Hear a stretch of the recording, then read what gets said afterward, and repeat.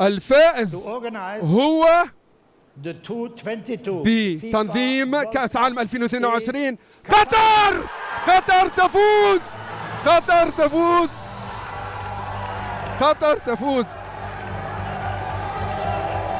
قطر تفوز.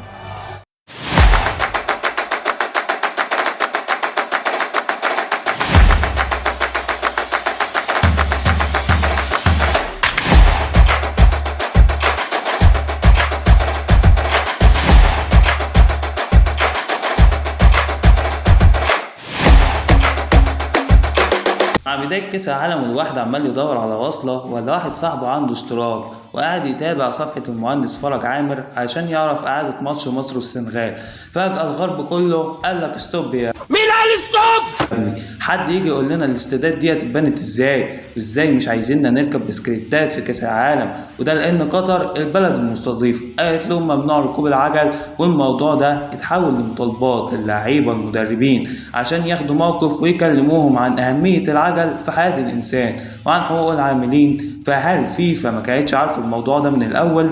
وهل الموضوع فعلا له علاقة بحقوق الإنسان ولا إيه النظام؟ عمرنا نعرف إن الكورة مكانها ملعب وبس، وإنها ملهاش في المشاكل السياسية، ده حسب كلام الغرب نفسه، وإنها بيتم استغلالها لهدف إنساني أو اجتماعي، زي ما كان لابس مارادونا في أحد المباريات تيشيرت مكتوب عليه لا للمخدرات، مع إنه غالبا كان شادد سطرين ساعتها، قصاده النجم الفرنسي اللي كان لابس تيشيرت زيه والحمد لله مضربش مخدرات هو كمان، ولكن اتقبض عليهم في قضايا فساد ورشوة وأكل مال يتيم بعد ما كان رئيس الاتحاد الأوروبي. بس طبعا دي كلها حوادث فردية عمرها ما أثرت على امتيازات أو قيادات كرة القدم، ولكن في الفترة الحالية الموضوع ما بقاش مفهوم. عندك الدوري الإنجليزي مثلا أجبر كل الفرق إنها تلبس شعار زهرة الخشخاش، وده احتفالا بمئوية الحرب العالمية الأولى. متفهمش هما بيحتفلوا بإيه بالظبط؟ يعني هل بيحتفلوا بالدمار والقتل اللي سببوه في العالم كله؟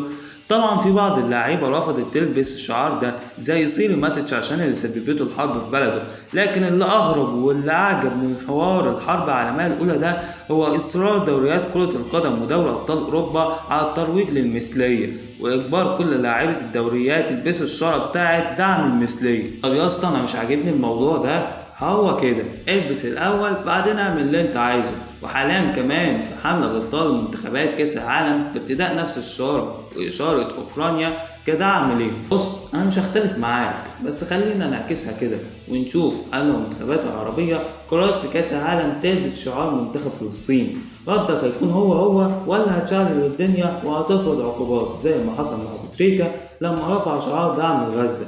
يعني هل الموضوع فعلا له علاقة بحقوق الإنسان ولا مجرد شعارات هدافع أغراض سياسية في الأساس؟ ومين اداك أصلا الحق إنك تقول ينفع يتعمل ولا؟ يعني لو انت شايف نفسك عارف الصح وما بتغلطش وده مخليك واصي على بقية الدول، فتعالى بقى اسمع الحقيقة اللي انت ما تعرفهاش. حضرات الأعضاء الموقرين، أنا بس عايز أرد على الأخ اللي بيتكلم على القطارات اللي بتتحرق وبتخبط في بعض. ناخدها من أول التجارب النووية وقتل مئات الآلاف لمجرد إنهم كانوا بيجربوا القنبلة النووية. مش فاهم يعني إيه حد بيجرب قنبلة نووية؟ يعني رغم كانوا بيشوفوا هتستحمل مطبات هوائية ولا لأ، غير بقى الحرب الباردة واللي عملته أمريكا ودول الاتحاد السوفيتي في العالم من زرع فتن وإرهاب وثورات وحروب لتقسيم شعوب زي ما قسموا كوريا وحاولوا فيتنام، ولكن فشلوا أكبر من فشل برشلونة قدام بايرن ميونخ. أما لو اتكلمنا عن الغرب اللي عملوه في العرب ففي مؤلفات من أول تقسيم للشرق كأنه أصول رئاسية في شكل مستعمرات باستيلائهم على كل الثروات وتغيير ثقافات الشعوب العربية ولغتها كمان، والمصيبة الكبرى متمثلة لصالح الكيان الصهيوني وسط أرضنا ودعمهم للسلاح وعملوا فلوس في 56 و67 و73 كمان.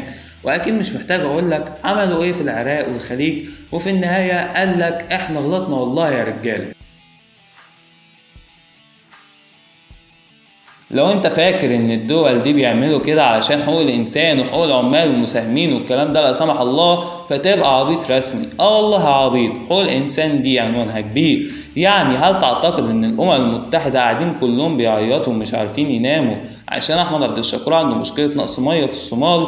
اكيد لا. حقوق الانسان في وقتنا الحالي هي عباره عن ورق بيلف على الدول هل ده اللي قلت لك عليه ولا قول للعالم على اللي انت بتعمله؟ وده مثلا بيظهر في قضايا كتير زي ما الامارات والصومال والسعوديه اعترضوا على زياده تصدير البترول والتزموا بقرار الامم المتحده، فده ادى ان الغرب يتكلم في الشؤون الخاصه بالدولتين ويرجعوا يطلعوا قضايا. وبعدين بغض النظر عن الدول دي غلطانة ولا مش غلطانة ده مش موضوعي، بس مين ادى الغرب الحق ان هو يتدخل؟ وهل احنا عندنا نفس الحق؟ يعني ليه احنا مثلا ما نسألش عن الراجل اللي اتحدف في وشه بالجزمة اصل هو مختفي من يومها يا جدعان؟ هل ينفع نقول ان قطر رفضت الدعم المثلية لان ده شيء مرفوض دينيا واجتماعيا بالنسبة لنا؟ طيب فين حقوق الفلسطينيين المعتقلين اللي بتعذبوا ليل ونهار في سجون الاحتلال؟ دلوقتي عشان بس المحنكين بتوع السم في المربى والقصص دي، الفيديو ده مش تبرير للطمع والظلم في اي مكان في العالم سواء الدول العربية او خارجيا، ولكن انا مش عايزك تمشي ورا كلمة الحرية اللي بيروجها لك الغرب، لان الناس دي ما بيهمهاش غير مصلحتها وكلنا على بعض بالنسبة لهم ولا شيء. او تقدر تقول بقرة حاولوا يحلبوها وعشان ياخدوا اكبر قدر من اللبن فشلوا في محاولتهم. في النهاية بقى اسيب لك مطلق الحرية انك تعمل لايك وسبسكرايب وتفعل الجرس عشان يوصلك كل جديد القناة ان شاء الله، مع انهم بيقولوا ان اللايك والسبسكرايب مجانيين، فانت المفروض يعني تعمل لايك وسبسكرايب مش هتخسر حاجة يا اخي. المهم كان معاك اخوك عبد الرحمن احمد الجمال، اشوفك الفيديو الجاي، سلام.